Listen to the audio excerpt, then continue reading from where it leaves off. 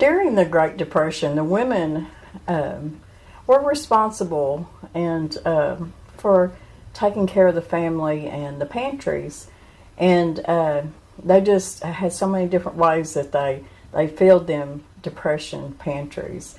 And of course, one was by canning, but at that time, unless you had a garden, you had your own garden, you were kind of limited on what you could can. And of course, at that time, meat and stuff was rationed, so you didn't just go out and buy a bunch of meat up. That just, during the Depression, that just didn't happen, and can it up. Now, if you were a farmer and you had a hog that you could butcher, or, you know, a beef or something, you were a lot better off, that's for sure. But there were so many people that didn't have that option. But one of the options to get a good nutritional nutrients into your body without canning was when they would dry their fruit. And they would also dry meat too. So most of the time it would be dried apples, and a lot of times it would be dried apricots. In them days, people had a lot of apricot trees and grew a lot of apricots. It's just, it was an easy way to preserve them. And drying your fruit, it holds in all them nutrients and antioxidants and everything too. So when you hydrate them, you still have most of all that still in your fruit. So by dehydrating, which in them days, most of the people would dry their fruit outside in the sun. They'd put it on a sheet or something and put it on top of the well house, or they'd even put them on top of a piece of tin and maybe put some kind of netting or something over them, keep the birds from getting it, and different animals like that. But they had their ways of drying their fruit, that's for sure. And by drying them and just putting them in a jar and away in the pantry, they could come to them and get a handful of whatever they desired that day to make fried pies. That's what we call them, fried pies. Some people call them hand pies. Still here in Arkansas, fried pies is something that people just absolutely love. And if they find somebody that can make good fried pies, they just talk about them forever, and they want them fried pies, that's for sure. But we're going to be making some fried pies today because I keep dried apples and I keep dried apricots, and that's what I'm going to be making today is fried apricot pies, fried pies. So, you know, back in the Depression era, unless you had a fruit tree, you just couldn't go to the store and just buy whatever fruit you wanted or produce or anything. So they were limited on a lot of things. But they made it, most of them made it, that had them skills to do these preserving skills as drying your fruit and vegetables and even meat.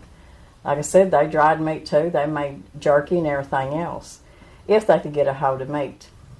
In some places, they had to ration their meat and things like that. So a lot of people didn't even get meat unless they hunted it and killed it themselves. And a lot of people here in Arkansas, that's the way they grew up, was eating wild game. And they still do to this day. So I'm going to get in the kitchen and we're going to make up some fried apricot fried pies and just bring some of them good old memories back of Grandma in there making them pies. I have 16 ounces of dried apricots. And you can buy these online or you can get them in most stores. And I'm just going to fill till I cover the tops with just water, just to cover them. And then I'm going to turn this on about a medium high and bring them to a boil and let them boil. Now I did cover these with a lid, and I ended up putting more water in here 3 times before all of my apricots really got tender. And as you go, just kind of break them up. And if there's some down in there that aren't getting tender and hydrating, you'll have to add just a little bit more water and just keep cooking them. But it's going to take at least 2 hours to get a pound of dried apricots cooked down real good. And once you get them cooked down good and most of the water's evaporated, then we'll go from there, adding our sugar and stuff like that. But if you can take a masher and kind of mash on them, and you can feel how tender they are, then you know they're getting done. But it does take a couple hours to get them hydrated and cooked down. So it is a little bit of a long process to cook them down. But like I said, I had a whole pound of them. So a couple hours. And they're getting done and getting close to me needing to put the sugar and cinnamon in there. And once I do that, I got a half a cup of brown sugar. Then I'm going to put probably just a half a teaspoon of cinnamon. And then I'll stir this up good. And I'll just let this cook down and let the rest of the water cook out. And that'll take about 15 more minutes. And I'm going to taste it. And if it's still not sweet enough, I'll add a little bit more sugar to it. Or you can add any kind of sugar substitute that you use. And to make sure, of course, apricots are going to be a little bit tart. But we like it a little bit of tart with the sweet. Just make sure that they're hydrated and good and tender. And I don't like to puree mine. I like to have some little pieces of apricots in my fried pies. Some people like to puree theirs. That's just up to you how you like it done. But these are getting good and done, good and tender. So about 2 hours and 15 minutes, our apricot filling will be done. And while it was doing that, I was making my crust and putting it in the refrigerator till my apricots got done. So we'll get busy making our fried pies and getting them cooked up. Let's make our fried pie crust dough while the apricots are cooking down. I've got 3 cups of all-purpose flour, a tablespoon of sugar, and a teaspoon of salt. And I'm just going to mix those dry ingredients together.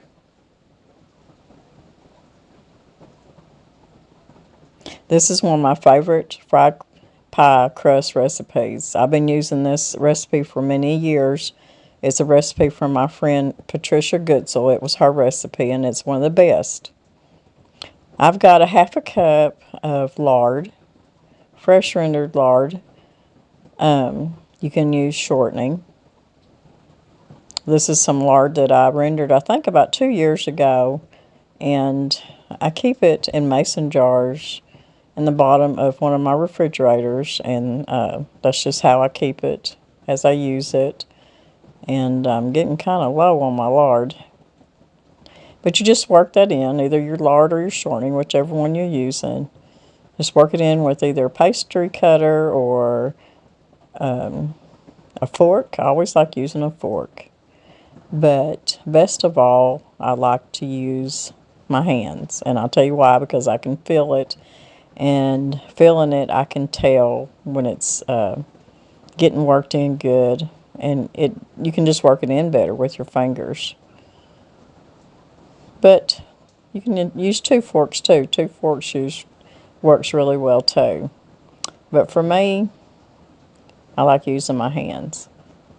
And you just work that into your flour.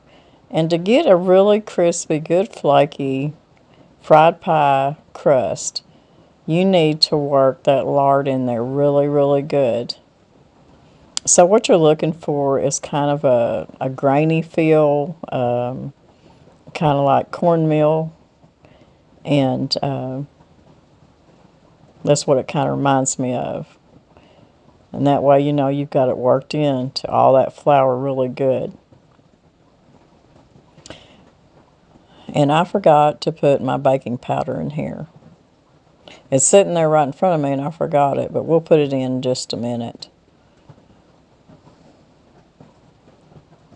But I'm just working this in, and I'll show you what it looks like once I get it where it feels right to me. I still have a few kind of big clumps of lard, so I want to get them worked in good.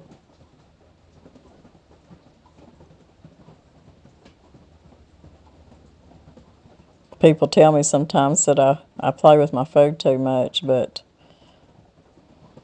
I'm that way with gardening too. My hands are always in the soil and in my food. It's called putting a lot of love into it. And this is what it looks like.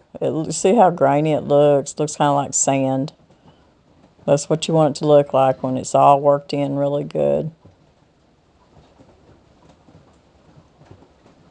So I'm just going to bring it together. And then I'm going to put kind of a little well in the middle.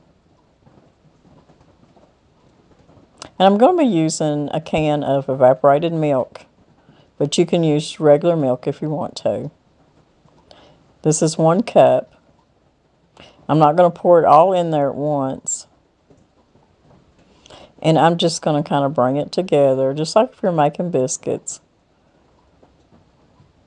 Just bring your flour into your milk. Then add you a little bit more milk as you go, till it all comes together.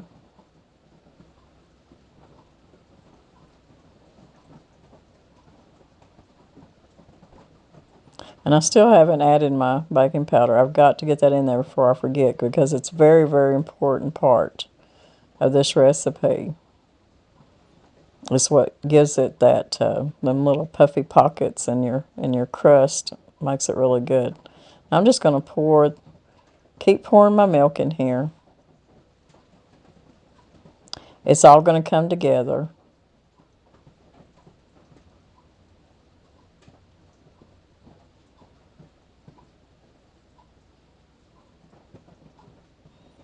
And I have got to get my baking powder in there right now, or I'm going to totally forget it.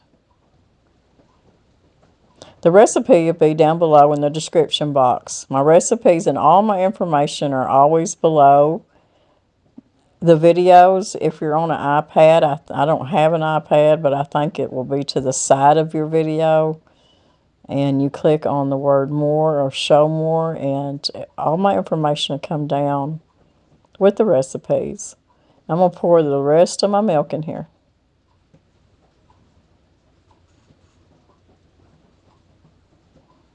And the dough's feeling really good.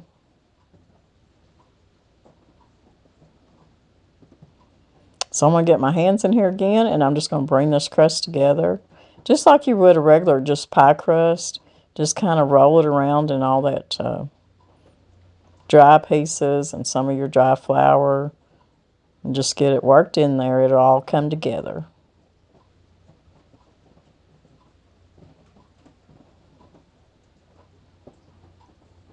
And of course, just like pie crust, you don't want to overwork it either.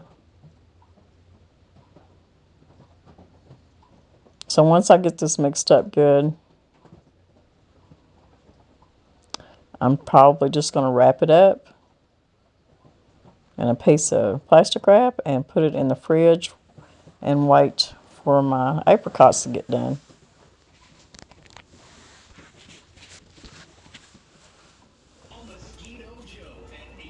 So if you can push it in, it leaves an indent like that and looks kind of like Play-Doh, you got good crust.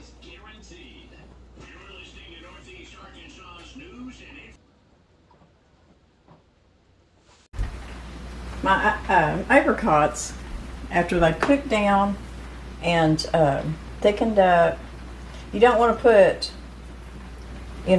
even warm apricots or any kind of warm fruit in your crust when you're making fried pies. But you can see how thick that is. And just make sure that you sweeten it to your taste, because apricots are a little bit sour. They're not the sweetest fruit, but they are so good in fried pies.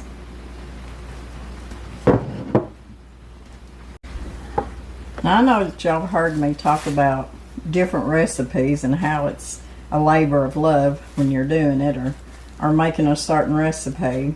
And that's kind of the way that fried pies are. It's kind of a labor of love too. Now, in my past videos of making fried pies, y'all seen me even use a mold to mold my fried pies.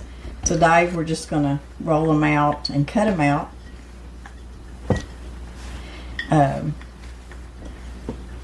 I'll show y'all in a minute what I'm talking about, my pie molds. It just makes it, when you're making a whole lot of fried pies, like I do sometimes to take to potlucks or to sell or to, you know, some kind of function, sometimes you just need that little bit of help. And so them molds that I found on Amazon just come in really handy, but it's not something you have to use. Sometimes I just, on days that I have time to spend on something like that, it's just very,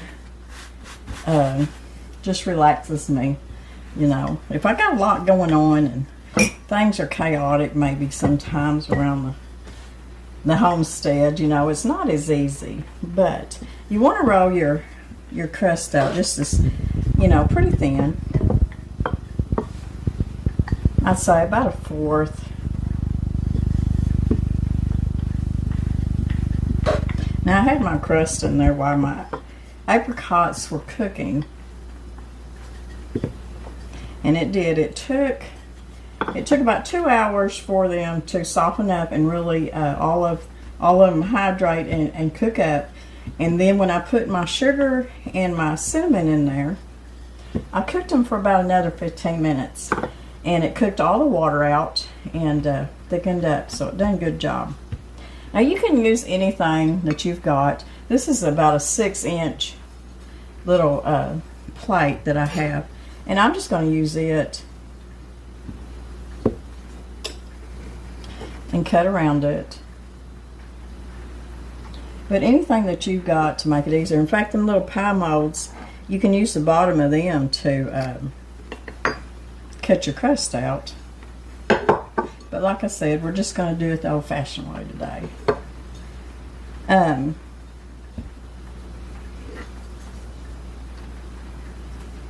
My family love chocolate fried pies. I guess it's probably one of their favorites. Of course, they love the apple. And I've got a video I'm going to leave below that I've been sharing of making coconut cream fried pies. And I'm going to tell you right now, they're probably one of my favorites. You talk about delicious. If you love coconut cream pie, you are absolutely going to love the coconut cream fried pies. And they're pretty easy to make. You know, I used to work in a shoe factory. It was Brown Shoe Factory in Pocahontas, Arkansas. And I was just a little girl when I started working there. In fact, I had to get back then if you were young, you had to get a worker's permit to go to work before you turned 18. And I started working there, then I'd quit and went back to work there years later. But years later, I ended up in the cutting room, and I cut leather. So I cut the pattern out of real leather of a shoe, and then that pattern would go to the sewing department, and they would put the shoe together and make the shoe. But anyways, the reason I'm saying that, because this reminds me so much of me cutting leather, because we had these dies, that we would cut around, and it was a big cutting machine, and you would lay them dies down on that leather, then you'd bring that cutting machine over and you go bam like that, and it cut all them patterns out to that shoe. But a lot of people cut their teeth at Brown Shoe Company in this area, let me tell you. Danny worked there for a little while right after he graduated. He could probably tell you some stories about that too. So I'm going to roll out just a few more, then we're going to start filling them and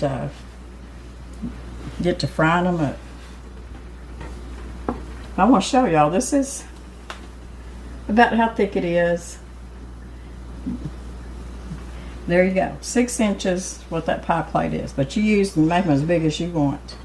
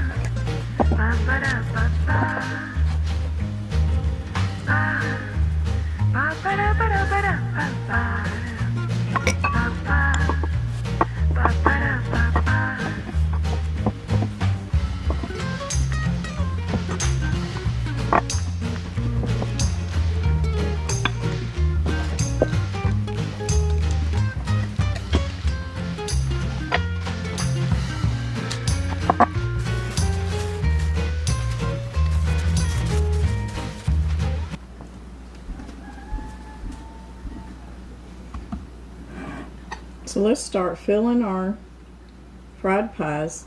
I'll usually just take a tablespoon, because if you get too much, it's going to come out the sides and the edges. And you can take your fingers and some water and just go around the edges just like this. And then fold it over. And I just press it down. Just like that. And then you can take your fork and just crimp it down real good. Put some pressure on it. And there you got your pie ready to go in the hot grease. Our Grandma Gladys, that was Mr. Brown's grandma. She was one of a kind. I loved her so much. She made really good fried pies. The one thing I remember about Grandma Gladys, she made the best chicken and dumplings. And everybody ate them. But back then, a lot of your older people, when they made chicken and dumplings, they would throw in their chicken pieces and make the broth, and of course cook their chicken. But instead of deboning their chicken afterwards, they'd just leave the bone in the chicken. Most of the time, she would use chicken legs. And then she'd make her dumplings, and she just threw her dumplings in there in that broth, and that chicken that had not been deboned, it just had the whole chicken in there, chicken bone and everything. But we ate it because it was delicious. You just had to take that chicken leg out and just take your own meat off.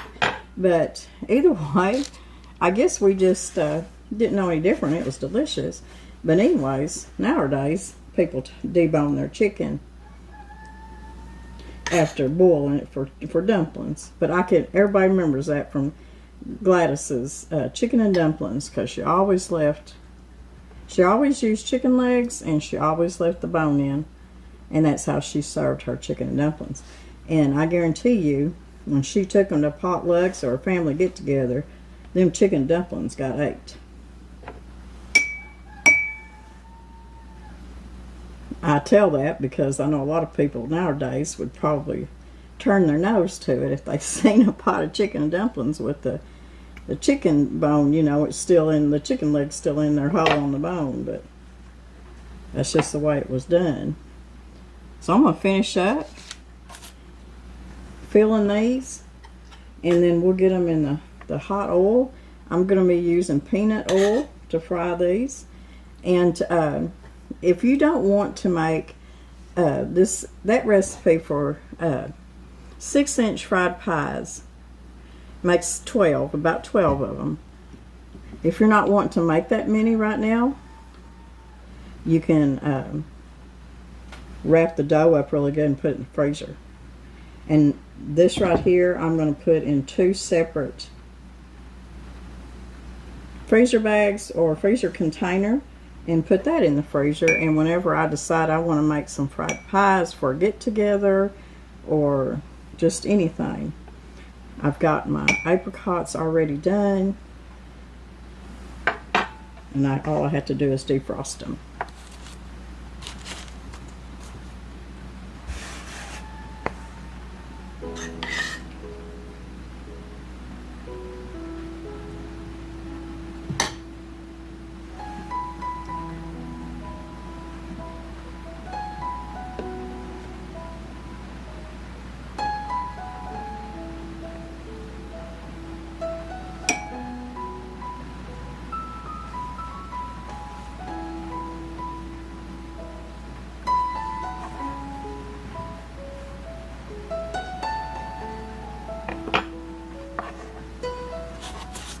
I'm going to test my oil and see if it's hot enough. I just put a little bit of flour in it.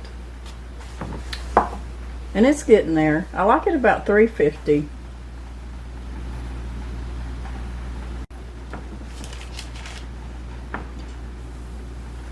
This little pan, I hold 2 fried pies.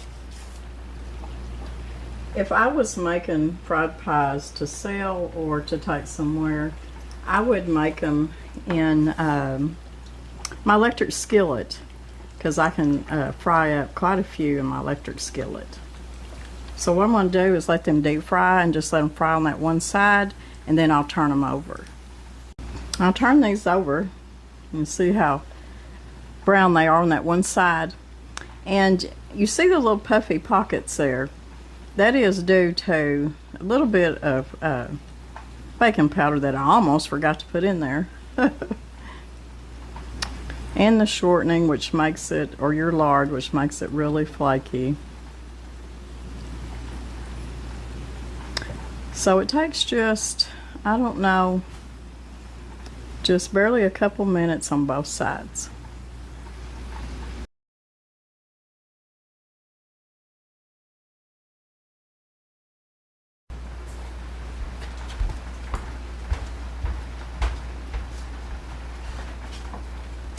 Okay guys, well, we got our apricot fried pies done, and I just made 6 of them today. We're not going to be going anywhere. It's just me and Mr. Brown. We might share a few if we go somewhere. But anyways, what I done with the other half of my pastry is I just wrapped it up and put it in the freezer for next time. And one can look good. And then I put the rest of my apricots. When I put, if I have leftover fruit like this for making pies and stuff, I like putting it in a glass container. And then I just set it inside my freezer door in there. And I've got several. I got cherries in one, then I've got this one, and I think apples in another one. And I just set them in the door there. And when I make fried pies again, I just bring them out, thaw them out, and use them. But these are delicious if you like apricots.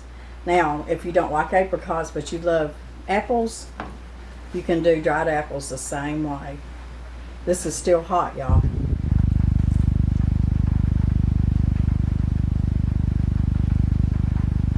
There just ain't nothing any better, y'all, than a fried pie.